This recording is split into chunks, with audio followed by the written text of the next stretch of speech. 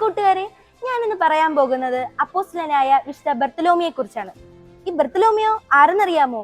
സുവിശേഷകരിൽ അപ്പോസ്തലന്മാരിൽ 6-മനാണ് വിശുദ്ധ ബർത്തലോമിയോ. വിശുദ്ധ ബർത്തലോമിയോ എന്ന പദത്തിന് അർത്ഥം നിങ്ങൾക്കറിയാമോ?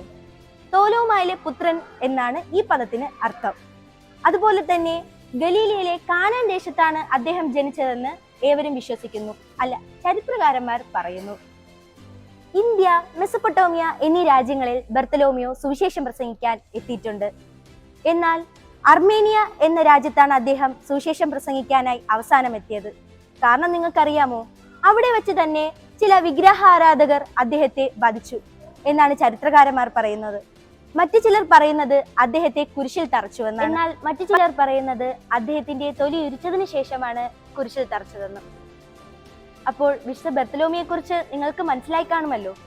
അടുത്ത വിശുദ്ധന്റെ അടുത്ത ആത്മകഥയുമായി ഞങ്ങൾ വീണ്ടും വരുന്നതായിരിക്കും.